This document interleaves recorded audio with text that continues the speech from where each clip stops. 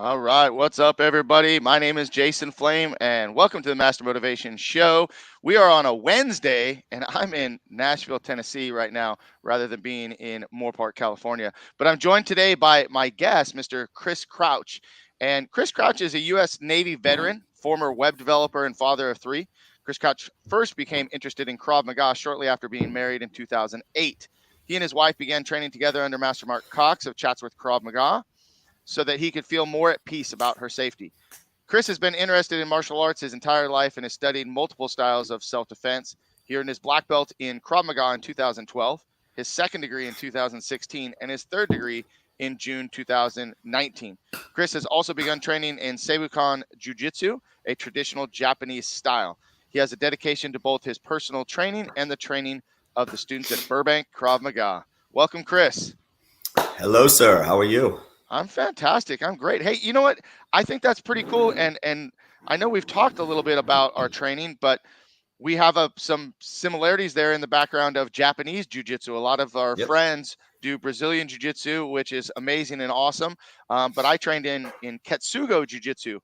for almost 10 years. Well, 10 Wow. years plus. We still we teach a lot of what I learned from back then. So that's kind of cool. And I just came to your school and taught a class, had a lot of hmm fun, and we have not really trained a lot together as we've spoken, but we have a lot of the same values and a lot of the same thought processes. We have what is it? It's CDO, right? We don't have OCD. We have Exactly. It's CDO. not OCD. It's CDO. It needs to be alphabetized. Okay. So hey, do me a favor. Let's just jump right in. We got a lot to talk about, but Mhm. why don't you tell me a little bit more about yourself and tell us about your family? Yeah, totally. So I was actually born in Germany. I was born in Heidelberg, Germany. I am an Army brat. So I usually tell people I'm an Army brat, Navy vet. Yeah, I was born in Heidelberg, Germany. And from there, my family, we moved around every 2 to 3 years. We would pack up and move somewhere new. I have two sisters. And for the longest time, keep in mind I was born in '76, so this was the '70s and '80s and early '90s. And the way I usually describe it to people is every 2 to 3 years. This is kind of morbid, but every 2 to 3 years, everybody in my life died except for my mom, my dad, and my two sisters that I was moving with. So every time that because there was no internet, there was no social media. Mm-hmm. Yes, we could write letters, but what fifth grader wants to write a letter to his old friend? That just especially living in another country. And so you know, I mean, Patty, my wife, she always laughs about when people ask where I'm from because it's not a simple answer. I was born in Germany. When I was 2 years old, we moved to Colorado Springs, Colorado. I did the first 2 weeks of kindergarten in Colorado, and then we moved to Amarillo, Texas. I finished all of kindergarten, all of first grade, all of second grade, and then 3 weeks into third grade, we moved to Lawton, Oklahoma. My dad got stationed at Fort Sill in Lawton, Oklahoma. I did third and fourth grade in Lawton. Between fourth and fifth grade, we moved back to Germany, this time to Mannheim, Germany. So I did fifth, sixth, and seventh grade in Mannheim. And then between seventh and eighth grade, my family moved to San Antonio. And that's actually where my family still is. So, but even at that, I was still going to school on Fort Sam Houston. I graduated from Cole Junior Senior High, which is actually where Shaquille O'Neal graduated also. So I was actually at school. I was in pre-algebra with Shaquille's little sister. He had actually graduated like a year or two before I got there, but he used to come back to the school just to say hello to everybody when he was playing for LSU. So that was always one of those weird little connections there. But yeah, so I have been everywhere. And like I said, it was interesting just growing up during that time and moving because it was like every couple of years, everybody was gone and you had Now to start over. let me ask you about that because my in my life I have lived kind of within 10 to 15 miles of the same place almost my entire life. Short stint in Oregon, but Mhm. lived in Southern California my whole life, same area. And so, what's that like, and how does that affect you in relationships and making Mhm. friends moving every 2 to 3 years? Yeah.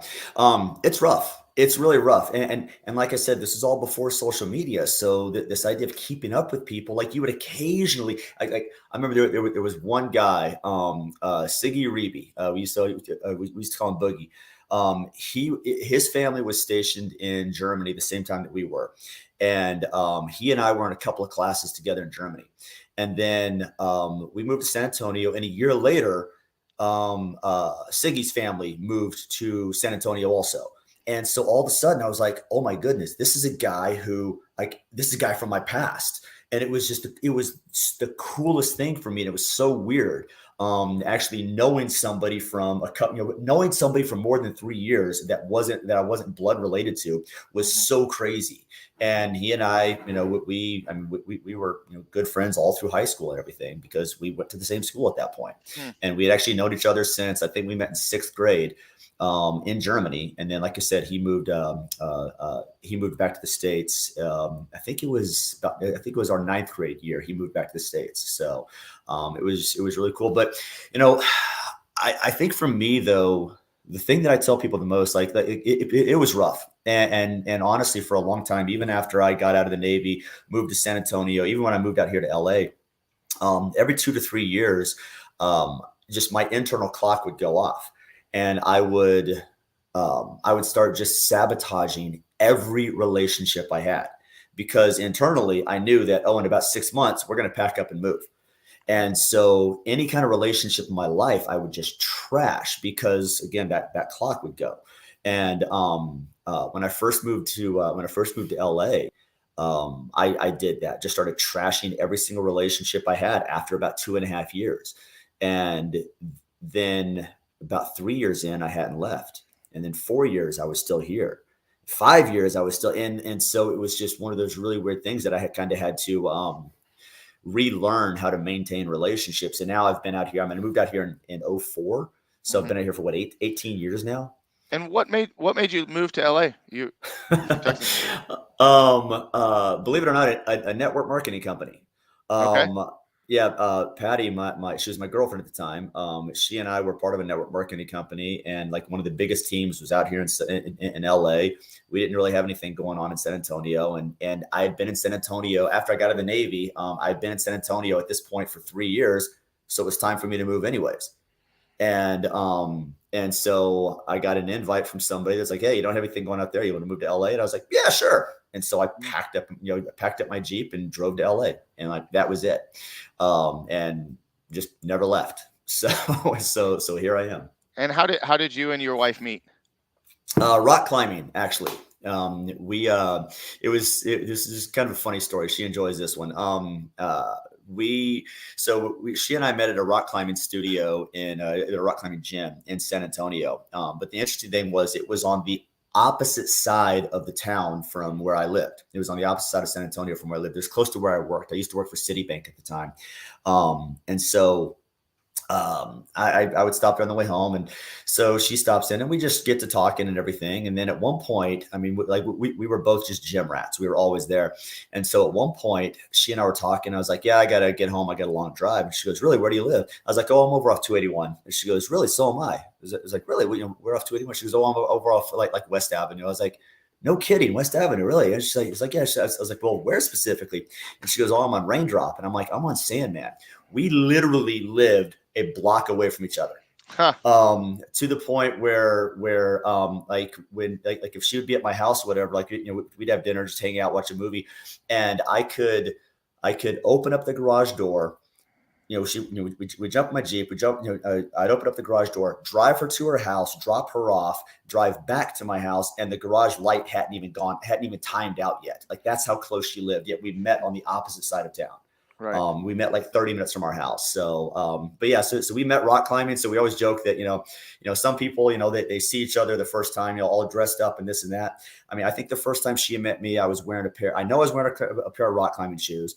I was wearing probably like a pair of cutoff jeans, probably no shirt, covered in chalk. She was the same way, where, it was, pair of shorts, t-shirt. She had a do-rag on and, climbing shoes and just covered in chalk. So I didn't see her in like a dress or dressed up or anything like that for probably, it must have been a year. Hmm. before I ever saw her actually like dressed nicely, and I didn't recognize her. I was like, holy crap, this is. I was not expecting that. So, because well, why don't you have chalk on your face? So, yeah, it Go get was it some was pretty chalk. cool. Yeah, exactly. And We'll get some chalk. What is this? So, how long you guys been married now? so yesterday was our 14th anniversary. Nice. So we've been together for September will be 20 years that we've been together.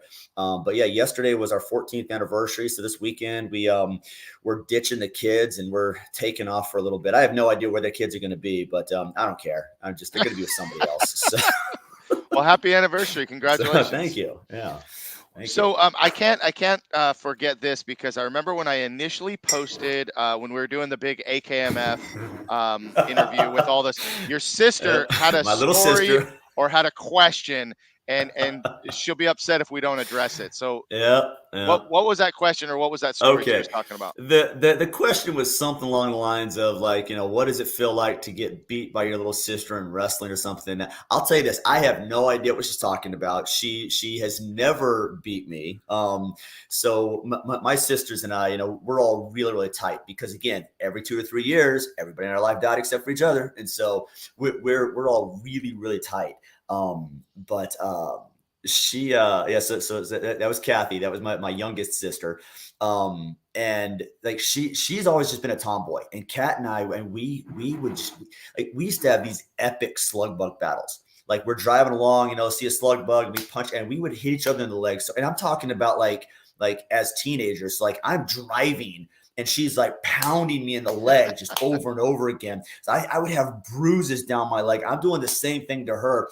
Like we would get home and get out of the car laughing our butts off and crawling inside because our legs were so just beat to crap. And then it got to the point where, in a military town, somewhere like San Antonio, it is not a good idea to play out of state license plate because again, we would hit for every out of state license plate we saw also. Right. And again, in a military town, there is nothing but out of state license plates. And so we would beat the ever living crap out of each other. But it was just like, we're just laughing about it the whole time. Like, these are just the silly games that we would play. So what's funny about when she posted that on the AKMF thing, I don't know, I don't know if you see comments that get removed or whatever, but my answer back to her got flagged by Facebook because I made some comment like I said, she posted that, and I know you were completely confused, and I was like, hey Jay, don't worry, that's my little sister. I'll make sure to punch her in the face next time I see her. Within 30 seconds, that thing got flagged, and it's like, oh, Facebook has anti-bullying, blah blah blah. I'm like, oh, come on, man.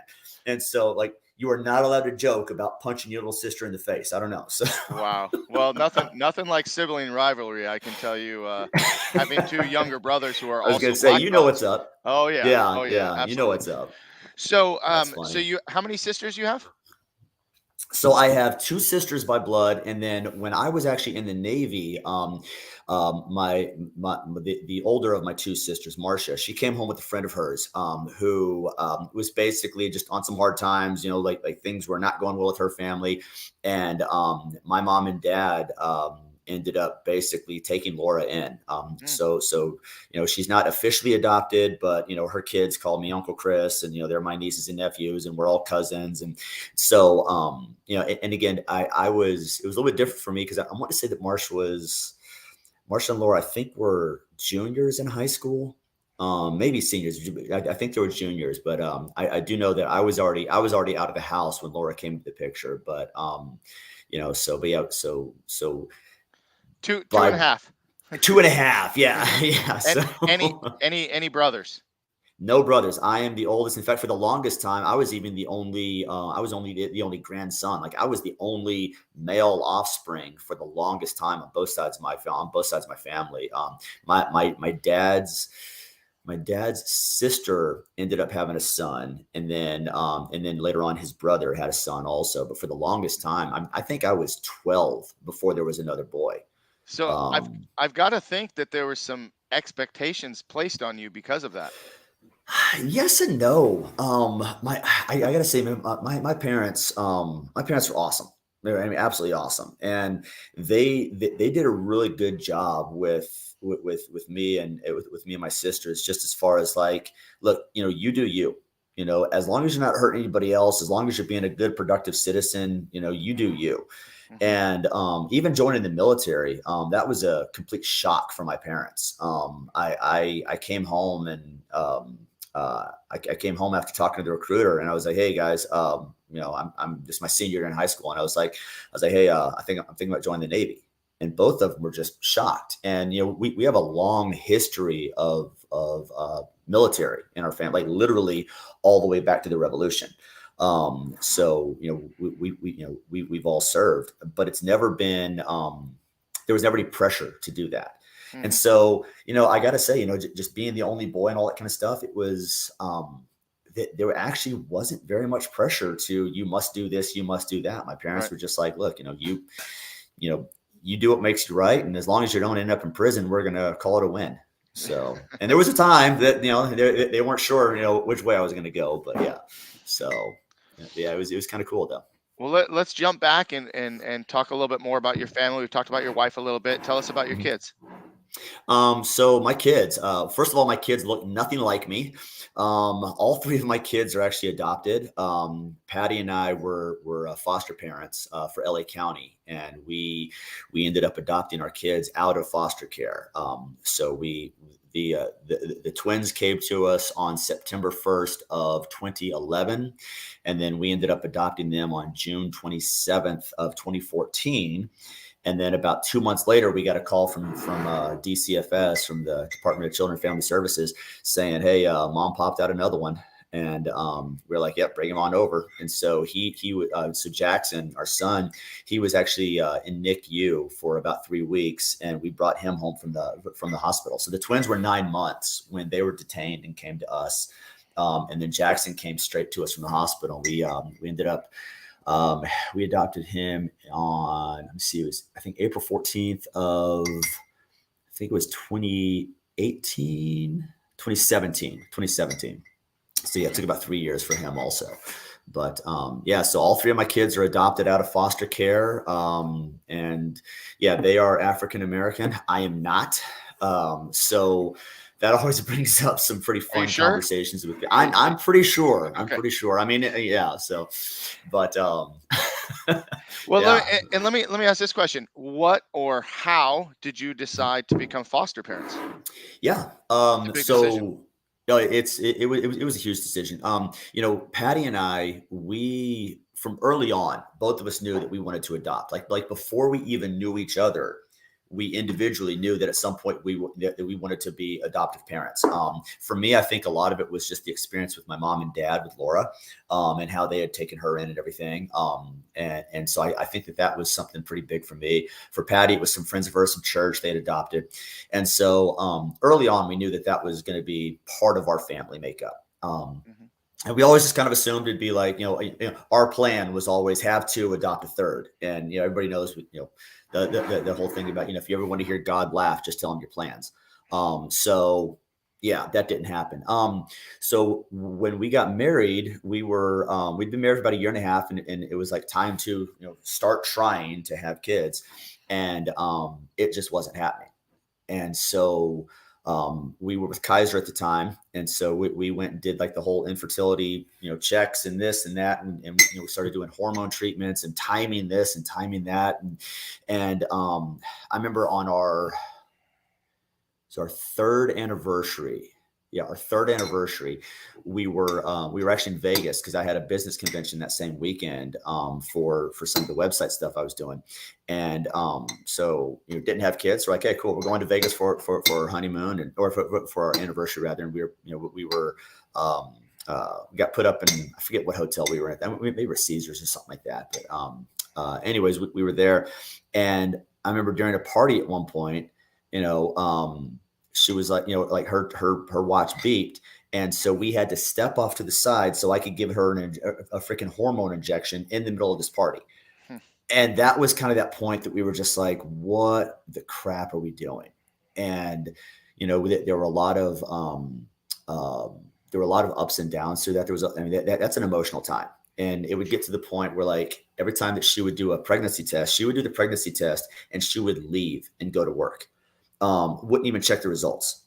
And and then I would sit there and wait for the 20 minutes, 30 minutes, whatever it was, to see what the result was. And we specifically did that so that I would have all day to process either, positive or negative, happy or sad. And then when she got home, I had already processed it so then I could tell her and then I could support her. Like that's literally what we were Mm. doing for, 6 months, I guess. And, so I would find, goofy little ways to break the news to her. So that there was one time when she came home and I had signs hung up from like our, from like the front of our house all the way to the back, back to where I was. And it was signs with like, congratulations on You Can Still Drink Day. Congratulations on We Can Still Vacation by Ourselves Day. Like I'm trying to come up with these positive things, Right. but of course she knows it was a negative. And then she comes in and I've got like a 6-pack of Angry Orchard hard cider because she likes that, and so with the big bow around it. So I'm like trying to like make it positive that hey, we're not pregnant again. And so that was rough, and we did five cycles of that. We were supposed to do a sixth.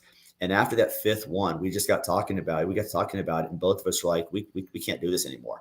Like this is just emotionally, this is way too Well, rough. and I was going to ask, how that affected the relationship. Did it bring you stronger? Did it kind of make things a little bit more strained? No. It made things a lot stronger. Patty on her side, some of the stuff that she went through, she really had to process through that idea of being of almost calling herself like a failure as a woman because she couldn't provide kids. But at the same side, it was me going, well, I'm a failure as a man, like because I can't get you pregnant, and so like we had to process through that, but it made us a lot stronger. And even the doc said, he was like, it's not, like sometimes you hear about couples where it is very much the guy is just, it's not happening, or the girl, it is just not. For us, the doc even said, he was like, it's basically like you guys are both slightly low. So like Mm-hmm. if Patty were with somebody who wasn't slightly low like me, then she'd be fine. If I wasn't with somebody who was slightly low like Patty, then we'd be fine. But it was the two of us together. It was just, it's not happening. Mm-hmm. And so uh, at that point, it was like, all right, you know what? Well, looks like we're going to adopt. And so at the time, we were going to church out at Cornerstone, out in Simi Valley, actually, Francis Chan's place, and they had a really, really strong fostering community, and so that's how we were introduced to fostering. And then, but of course, that's Ventura County, not LA, and we got hooked up with we got hooked up with the foster agency down here in LA, and just started talking with them a little bit more, and we entered into the fostering process. I don't remember. Let me see that that would have been 2011, right around I think like March or April of 2011, and I remember meeting with the lady who was who was getting everything set up for us, Marissa. And she came over and she was like, we had the full family interview. We had the interview, and they start doing some of the checks and everything. Excuse me. They start doing some of the checks and everything, and then they were like, all right, so if you guys are interested in doing this, then this is everything that has to happen: the Mm-hmm. background checks, the DMV reports, the class for this, the class for that. I mean, just everything super in depth. And so Patty and I were like, all right, cool. So just out of curiosity, how long does this normally take? How long does this process normally take? And she was like, well, you know what, as you get stuff done, we'll give you like the next step, and on average, it can take 6 months to a year. And we look at each other and we're like, all right, cool. What's the fastest it's ever been done? And she was like, about 3 months. We're like, all right, we're going for 3 months. And again, it was just that like we're laughing about it. Like that's our competitive streak. Let's do this. We're gonna be the fastest foster parents ever, And so we started into the process, and I think we got it done in about 4 months, and that was because the very last class we needed, it just wasn't being held. And so we're like, so of course, we're calling up Marisa. We have a really good relationship with the agency, and we're joking around with them. We're like we're getting this thing done. You guys are slowing us down. Make it happen. And so we're all just laughing about it. And so they ended up, we ended up getting this last class, and so we got certified. And this is why I kind of talk about the dates and how long it took and everything. So we got certified on August 30th of 2011. On September 1st of 2011, Marissa calls me up and she goes, "Hey, so we just got a call from DCFS, and they have 9-month-old African American twin girls that just got detained yesterday." So this is on the Mm-hmm. 31st of 2011, and she was like, "Do you want them?" And so it was funny because I was at the office, and so I was writing all of this down on envelope, just like taking notes. I was just chicken scratch on this envelope, just taking anything I could. And I was like, "Let me call Patty. I'll call you right back." So Patty was at work. I call her, tell her what's going on. And she's like, "Yes." I was like, "Cool." So I call Marissa back, and we still to this day. So the girls are now 11 years old, and we have that envelope in our safe at home. Like we call that our ultrasound. That's when we Mm-hmm. found out that we were having twins and everything. So we still have that scrap piece of paper that was it was literally the back of an envelope. And That's we still awesome. have that. It's a special piece of paper to us. We're gonna get it framed and everything. But yeah, right now it's in our safe. So but Now, yeah. what what would their life have been like if you didn't take them in? Honestly, there's no way to tell. I will say this: they would not be with their biological mom. But their mom is special needs herself. She was. It's a really sad situation actually. She was detained when she was younger because, and when I say detained, that just means taken into the foster care system. Okay, so their mom was detained when she was, I think, like 6 years old or something like that, because her own mother was an alcoholic and a drug addict and couldn't take care of her. So she was detained for a little bit, and then she was adopted by her grandmother. So this would be the twins' great grandmother. Um, and so their mom was pretty much just raised by her grandmother, not really being able to deal with the fact that she was special needs herself because of alcohol and drug exposure. Mm-hmm. So the yeah, so mom was not able to take care of them, and that's actually why the girls were detained. Because mom was with an organization that specializes in helping special needs people who are either trying to get jobs, stuff like that, or even parents, so special needs people who have kids of their own, Mm-hmm. is a really awesome organization, really good organization. And I don't remember the name right off the top of my head, but I mean, they were just doing really good things. And it was actually this organization that was like, this is not good. And this is an organization that helps people do this. And they're like, this is not it's not a safe situation for the girls. Mm-hmm. Mm-hmm. And so they were the ones that called DCFS. And so that's when the girls got detained. And like I said, that was on August 30th of 2011. And then we got them on September 1st. Now, what their life would have looked like, I don't know. There were really no relatives that were stepping up to take them. I do know that for the first 9 months of their life, they were homeless. They were couch surfing because, again, even though mom was with this organization and this organization helped her like with an apartment, stuff like that, there were times when she would just be gone for a week or two. And she, yeah, I mean, it was a scary situation. And, so when the girls came to us, again, mind you, they're twins.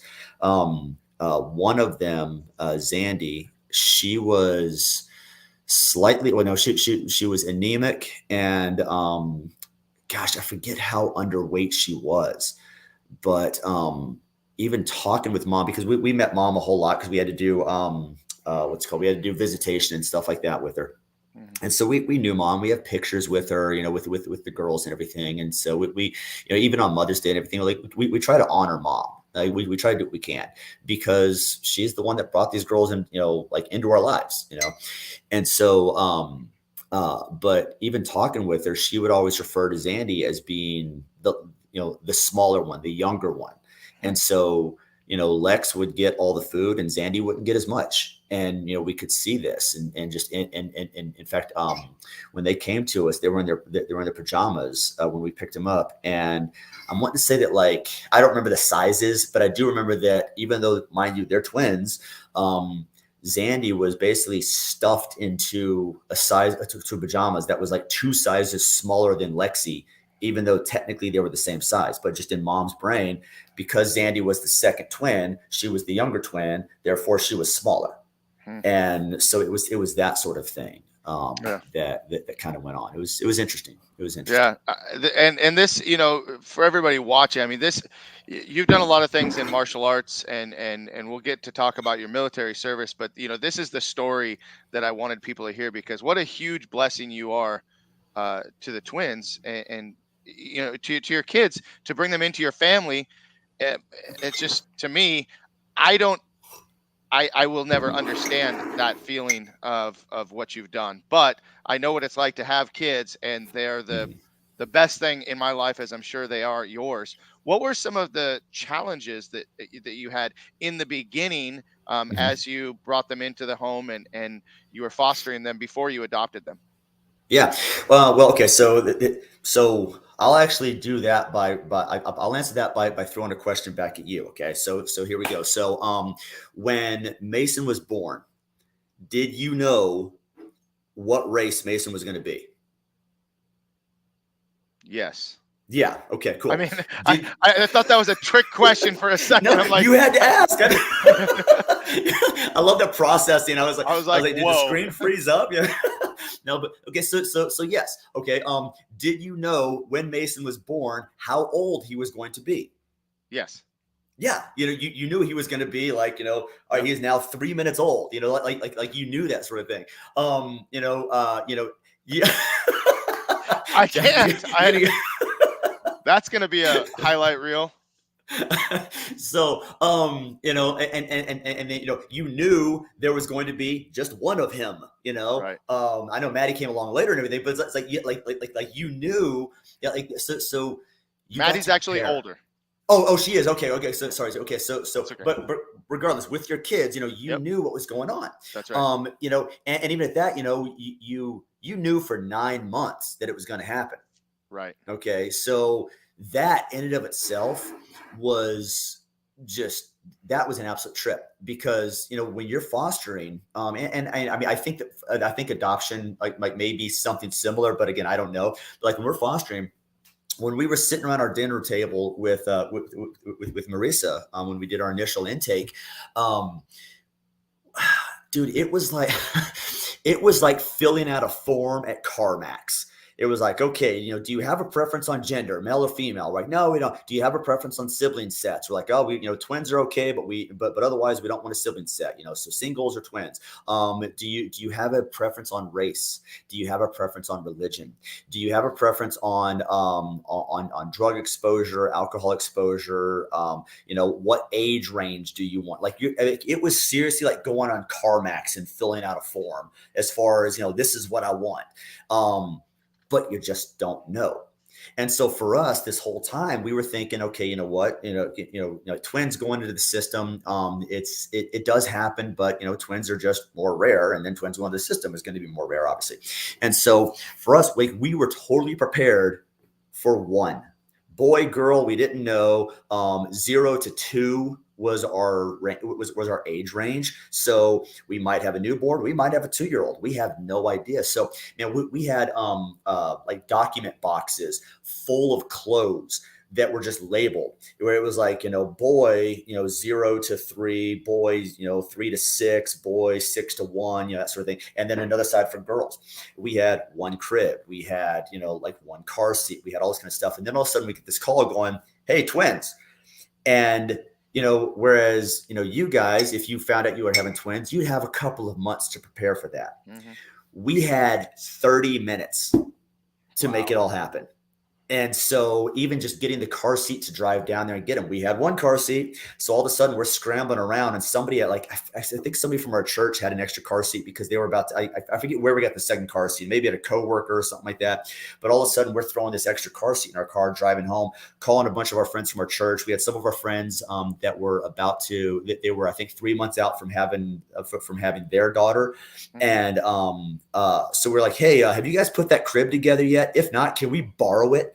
And so they're coming over to our house. as a twin mom myself, having third, yeah. Sorry. But so we uh we like, like people are just all of a sudden just bringing stuff over, and just dropping stuff off because holy crap, we got to double everything right now. Yeah. And so I think that that's one of the biggest things that's just complete, and that just kind of sets the pace.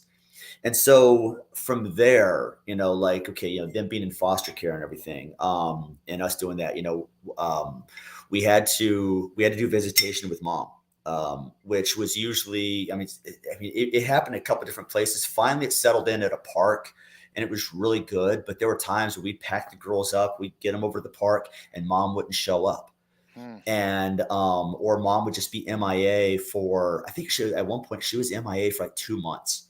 Just we had nobody had any idea where she was, and then she would just show up again.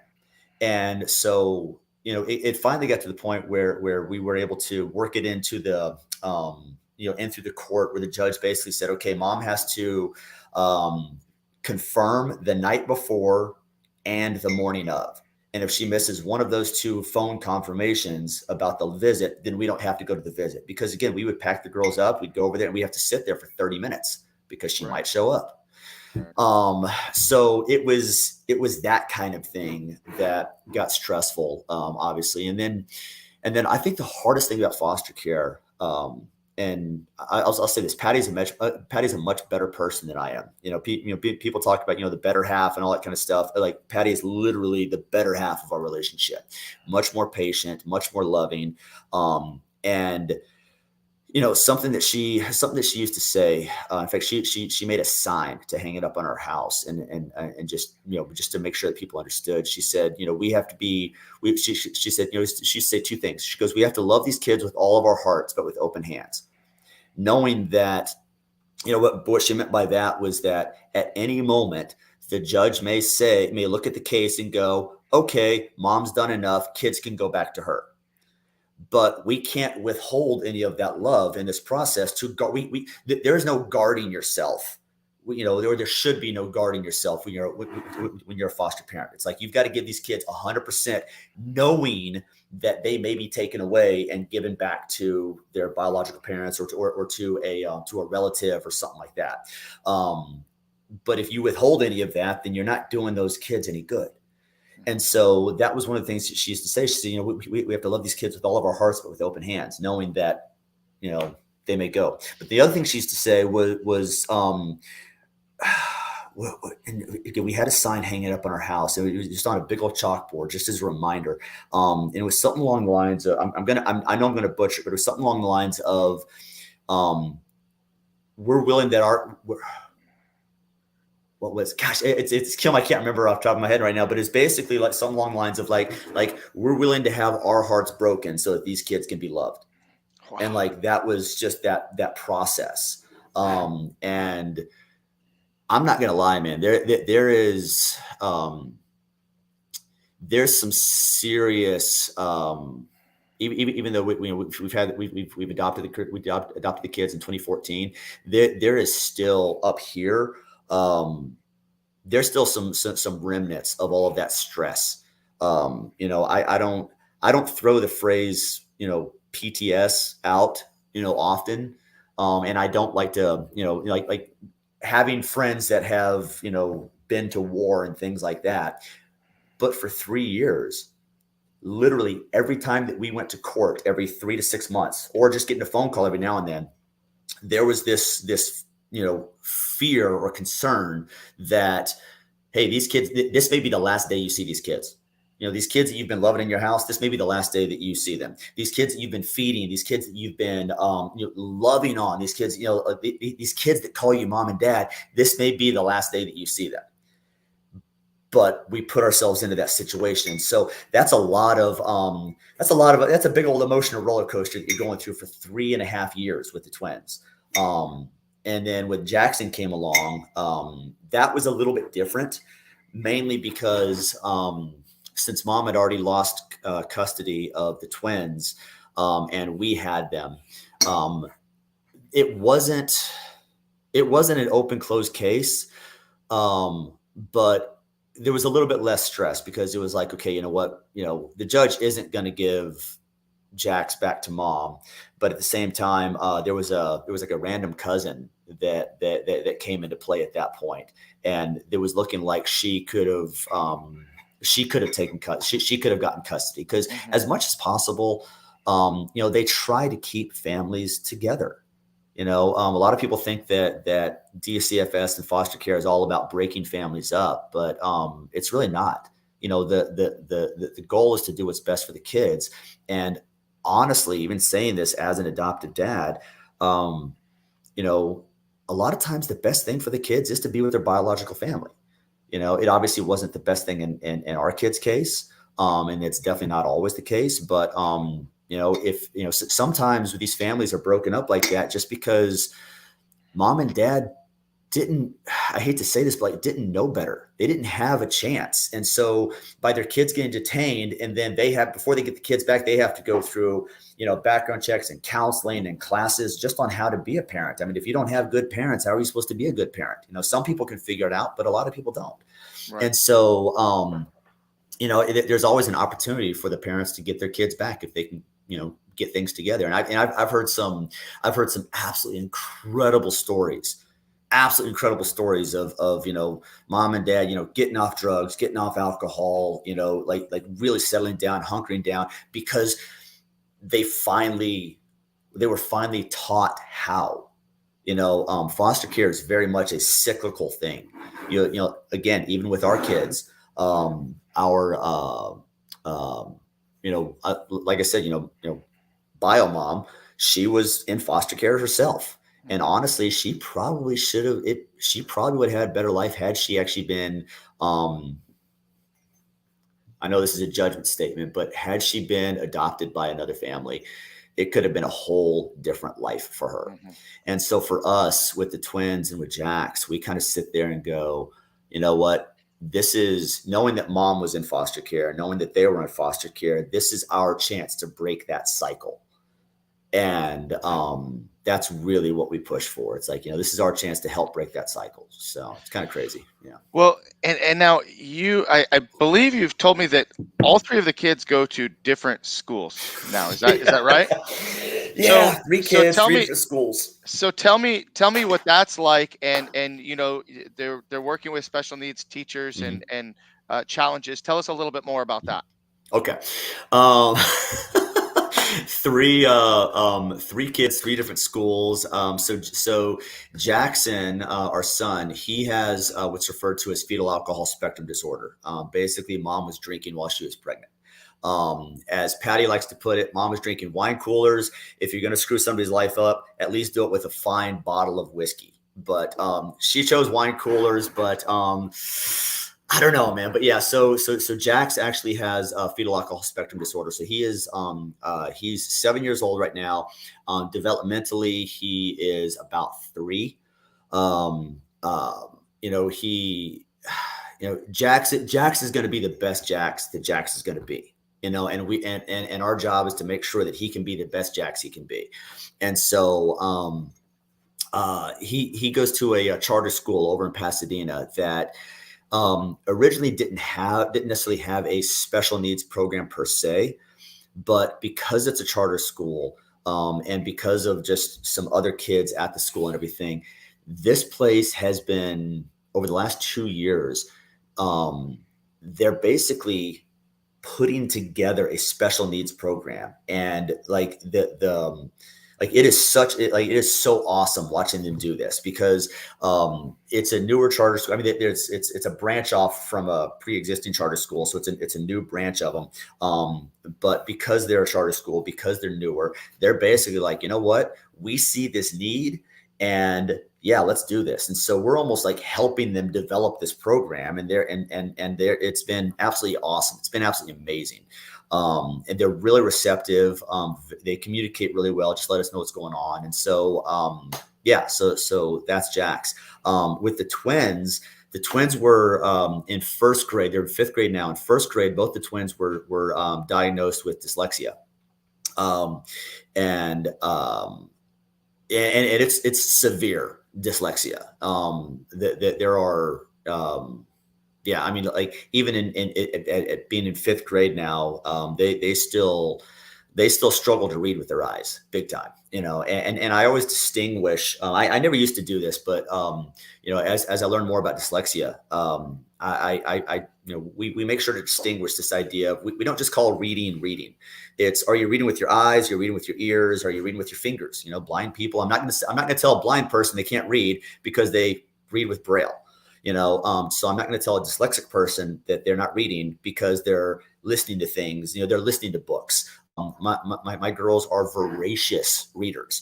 Like we run out of Audible. I literally got a text from Patty last night going, "Hey, can we buy more credits on Audible because we're out of our monthly credits?" And I was like, "No, the girls can wait." So they're listening to everything. But yeah, so we got them into specialized schools for dyslexia. Unfortunately, it's two separate schools. So one goes to school in Pasadena, one goes to school in North Hollywood. But they're they both of them. I think there are like 7 or 8 kids in their class. So they're getting special services and stuff like that. I mean, it was a nightmare to get them into these schools. We literally had to sue their previous school in order to get them in there, and that was a whole. We're actually still in the middle of a lawsuit with one of the school districts. This has been a 3-year process just to get these just to get the girls into the schools that they need to go to. So yeah, it's rough. Let me Yeah, ask go you ahead. this too. How has this experience with your children changed your, as a martial arts instructor? Mhm. How has this changed your perspective as an instructor working with other people? Yeah. Well, working with kids especially. I am I'm still firm with the kids, but at the same time, I'm much more how do I say this? Like, I see all the kids as individuals. Okay, it's not cookie cutter, and we can all give lip service to that and everything, but I think it's almost on a higher level where I'm I see things, and especially having special needs kids of my own, and recognizing that each kid is different, each kid learns differently. I've got some kids on my mat that are just crazy smart and cannot stand still. So for me, part of that is thinking through, okay, what do I need to do to keep these kids to get to that goal that we're aiming for. And you know, but at the same time, I recognize just from my own kids and honestly from a lot of the stuff that Patty and I've read. First of all, the classes we took to become foster parents. Second, the books that we read to better understand special needs kids. The books that we read to better understand development, like children's development mindset.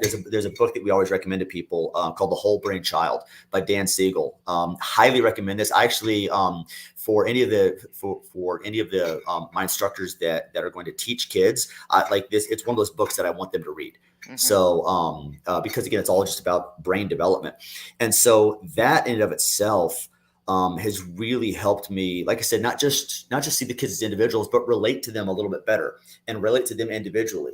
And I mean, I'll tear into some of these kids, but then afterwards, once we're done on the mat, we're going to go and we sit down, and I always take a knee. I always bring myself down to their level. It's not my job to hoard over them and lord over them like that. It's like I'll get down to their level, and I'm making sure that hey, we're good. You know what? You messed up. I corrected you. You fixed it. We're good. Let's move on. This is now in the past. And I don't know. I think, like I said, a lot of the classes that we've done, a lot of the books that we've had to read, have just really changed the way that I deal with kids. Well, another instructor in our organization, Carson Fortner, right? He works a lot with his special kicks program. Yeah. Have you ever had conversations or talked with Carson on about his Not program? not too much, but I will tell you this, man. I stand in awe of Carson when I see his program, and I am completely blown away because I'll tell you right now, man. It's hard for me to even have a kids program, mainly because my life is so it's all about the kids all the time, having younger kids, having special needs kids, and then I have to come and get on the mat and deal with more kids. Right. And it's rough. And as much as I absolutely love what Carson's doing, I'll be honest with you, I don't think I could do it. I really don't. Just because that's so much of my life. Like Krav has always been a little bit of an escape for me. Mm-hmm. And I know that, I mean, on one side, that may sound very selfish. But on the other side, that's me knowing my limits and me understanding that's my limits. But yeah, every time I see Carson's, like the stuff that he posts, uh, like anytime there's like a fundraiser or anything like that for his special kicks program, man, Burbank Krav is just we're throwing money at it. I'm sending stuff out there. Like I will do everything I can to support his I don't care that he's in Georgia and we're out here. Right. That program is so special to me. Yeah. And I'm so, and yeah, like I said, I stand in awe of that program. It's so awesome. He's doing great stuff. He's doing a great job. Yeah. Let's talk about how you got into Krav Maga and your training in Krav Maga. We have probably about 15 minutes, but okay, cool. We'll take the short version of that. Gotcha. So, Patty and I, we got married in 2008. I had done a little bit of jujitsu when I was in the Navy. And it was one of those things where I was like, all right, you know what? I'm a husband now. It's my job to provide and protect. And I was like, I think I can protect myself, but I don't know about my wife now. And so, and I wanted her to just learn something anyways. And so we found out about Krav. I Googled Krav Maga in LA, and Chatsworth Krav came up. I still have no idea how we ended up at Chatsworth and not in Sherman Oaks, because being in Burbank, Sherman Oaks is closer, that worldwide over there. But yeah, we ended up out in Chatsworth and went out there on April 24th of 2008. So You're a about dates a month. Guy. You always I'm know a your dates guy, man. I do. I do. Dates and names, like I'm good with those. But yeah, April 24th of 2008, we went out and we did our first class. We signed up that day and we went from there. And what's interesting is that, man, it must have been not even a month. And we were driving from Chatsworth back over to Burbank, had a really good class. And I told Patty, I was like, I'm going to teach this one day. I was like, I really like this. I was like, I don't know how it'll work and everything. I was like, but I'm going to teach this one day. And I had done some instruction when I was in the Navy. I worked on planes, and I was air crew working in the back, working on the radios and everything. And I was an instructor on that. And so, I was the one that running all of like the check flights and as people were testing to become operators and stuff on the plane, I was the one running those tests. And so, and teaching those courses. So, teaching was kind of in my blood as far as that goes. I got a taste for it when I was in the Navy. And so just doing Krav, and I was like, this is absolutely awesome. I love this. And, I got an opportunity to go to the very first Krav Alliance instructor course with John Whitman. This is when Whitman had first opened up the Alliance. And I went down to Culver City and I did that course down there. And it was funny because in true Mark Cox fashion, and again, you'll appreciate this one. Thursday, I go to class. And Master Cox's teacher was Thursday morning. We used to do Tuesday, Thursday morning classes.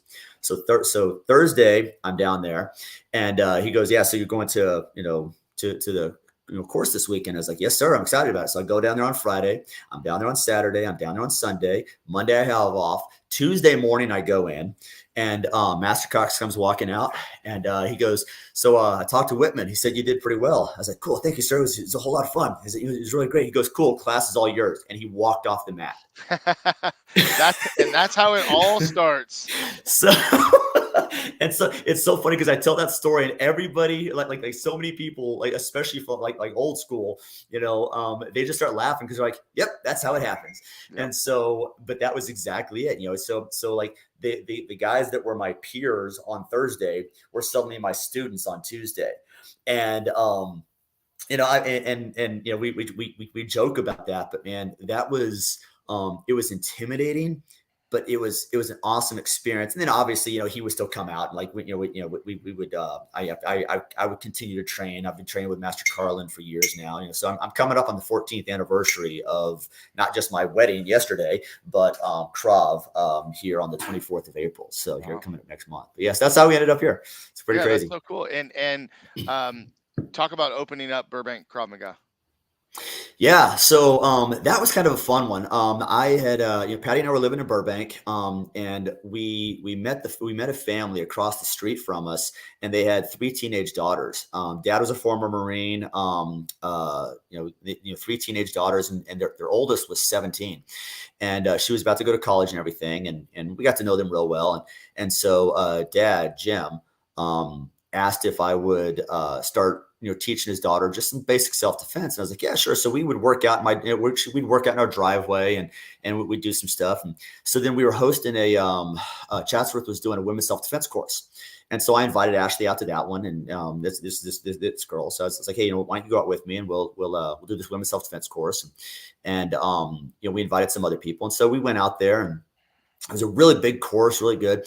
And so we're driving back from Chatsworth back to Burbank, and Ashley, again, this 17-year-old girl, she looks at me and she's like, "We need one of these in Burbank." I was like, "What?" And it's like, we need a Krav school in Burbank. You should open something up out here. I'm like, okay, whatever, and just yeah, haha, okay, whatever.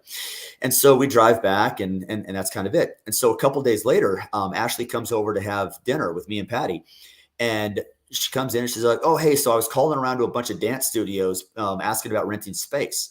I was like, "What are you talking about?" She goes, "Well, so you can open up a school."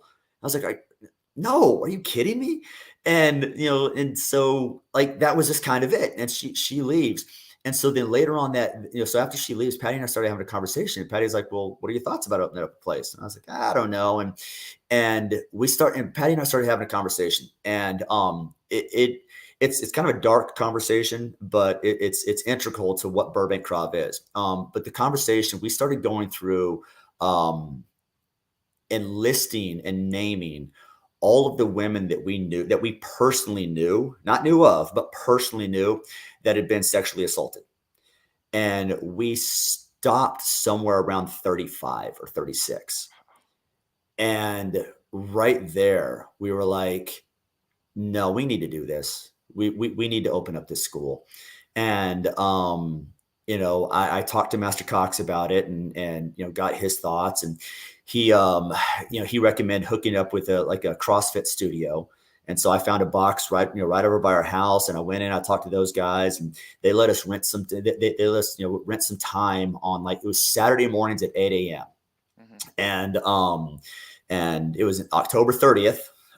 We had our very first class. What's up, man? Got those October dates. 30th.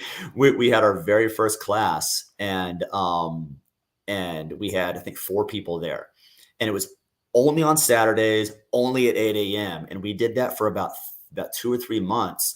And then we right around Christmas, so December, I went over and I found a Taekwondo studio that had a second mat that they only used every now and then. So I went and I talked to the owner of the place and asked if we could rent some mat time, and he said yes. And so he hosted us, so in January, so we started in October at the box, and then in January we moved over to the Taekwondo studio, and we went from there. And man, we were at that Taekwondo studio until 2019. So until two years ago, and we had moved down to their basement. They had a really big open basement, and so that was all matted up, and during all the rain, 3 years ago now, it flooded.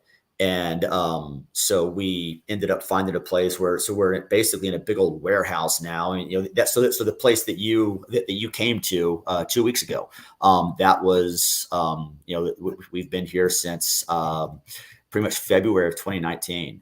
So this is our third place now, if you include the CrossFit box. But yeah, I mean that's how it came around. It literally came from a women's self-defense course and a 17-year-old who bugged the ever living crap out of me until I opened up my own school. Yeah. And it was awesome. It was really cool. Well, and some trivia, for those in our organization, it was kind of trivia to me, at least, that Jay Walker started with you. John Vaverka started with Yep. you, and now both of them, John runs his own school, and Yep. Jay's running the Simi Valley School. I think that's, that's pretty cool. And um, for the most part, well, at least as long as I've been involved in the Krav Maga Federation, uh, Burbank has always been the bigger other school from Chatsworth, Hmm. right? And Yeah. and so I don't say that in a negative way. I'm just saying, Yeah. No. No. No. and then all the other schools started just kind of popping up, smaller programs. Because I mean, even my I have a Krav program. I don't necessarily have a Krav school, if that makes Hmm. sense. It was Yeah. something that we Yeah. added later to enhance our karate program.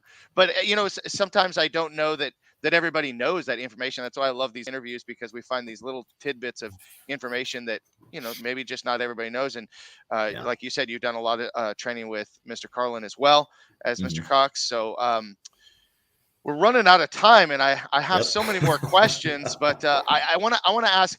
Let me ask this: Yep. why the Navy over any other branch? Because in All the right. beginning I messed it up, and I said Marines, but you said no, no, Yeah. you corrected me. Why Navy? All right. So Navy, couple reasons. One, I told you I was born in an Army hospital on an Army base. I traveled with the Army. I graduated from an Army high school on an Army base. So when it came time for me deciding what I was going to do, I had already been in the Army for 18 years. I was going to do something else. And so I ended up choosing the Navy. Mainly my grandfather, who I was really close to, he served in the Navy.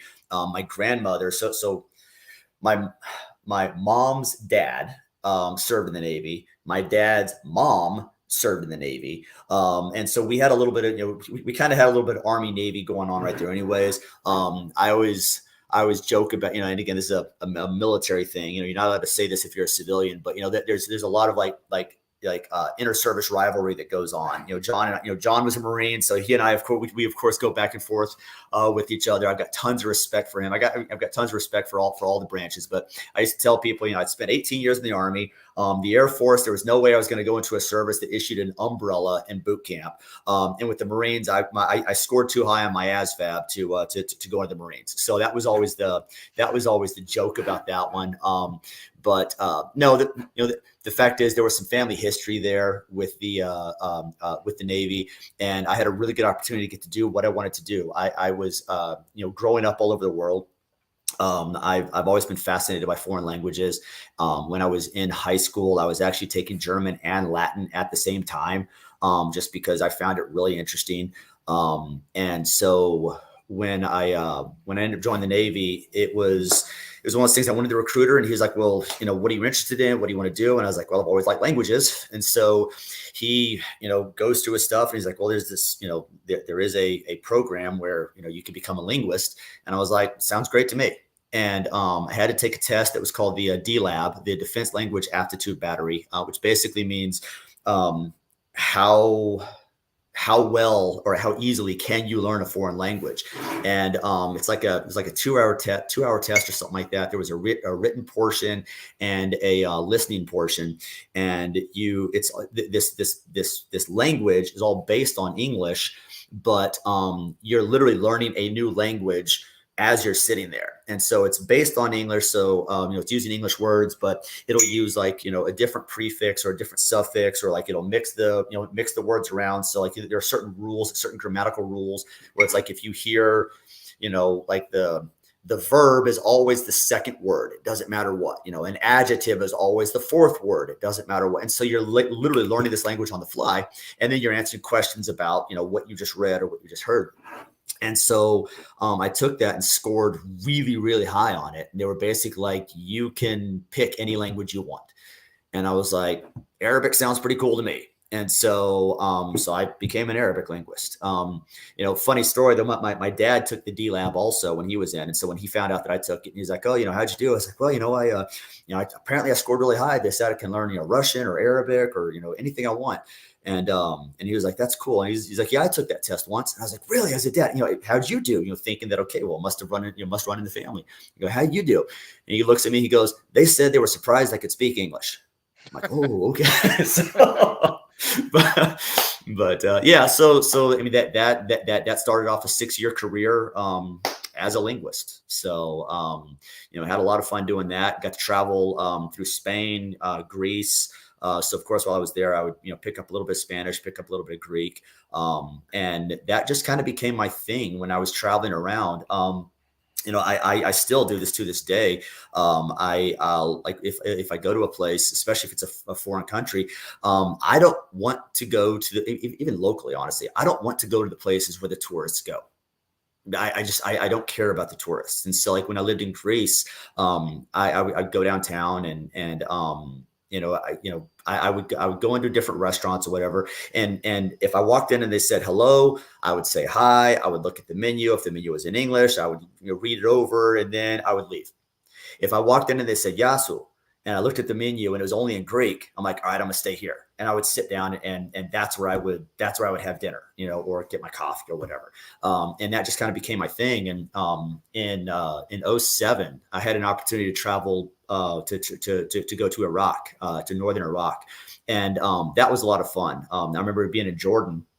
And because I went through with a church group, it was a team that was it was like a mission support team that we were going in to see if there were some missionaries in northern Iraq that we were going in to see if our church was going to support. That's when I was with Cornerstone, and we flew into Jordan, and so we're in Amman, and we're downtown, and we're sitting in this coffee shop. And at one point, I just look at all my friends, all the guys I was there with, and I was like, "Hey, I'll meet you guys back here in a little bit. I'm going to take off." And they were just like, "What are you talking about?" I'm like, "I'm going to go find a bookstore or something." And I just got up and just walked out. And so here I am, walking around, downtown Amman, and I found this little book kiosk, and I found this little book kiosk, and it was actually run by a guy from Saudi who was a Bedouin. And he I forget what he said to me, but he said something. I answered him in Arabic, and he was just like, "Oh my God, Whitey speaks Arabic." He was all freaked out by this and everything. Well, just through that little interaction, like he invites me like into his kiosk, and we're sitting down he's introducing me to his son. We're having tea together and everything. Gave me a couple of books just because, and I went back and hooked up with my guys again. And so it was one of those goofy little experiences that, had I not grown up all over, all over the world in foreign countries, had I not chosen the Navy and chosen Arabic, that little experience, wouldn't have happened. And so it was really cool.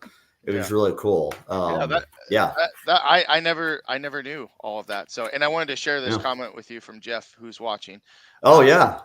So yeah, gosh, we could probably awesome, go. We could probably go for quite a while longer, but I think that both you and I have the rest of our day to get to. But I want to thank you for sharing the story and sharing just all your experience with us. We'll catch up more. We'll have some more time to talk. So hey, thanks for being on today. Stay on for just a second. I'm going to close out the show and just remind everybody we'll be back again next Monday, and every Monday at typically 12 p.m. Pacific Standard Time in California time. So tune in next Monday and see who our next guest is. And we got some great guests coming up in the months to come. So thank you very much, Chris. Hang out for just a minute. I'll be right back. Cool.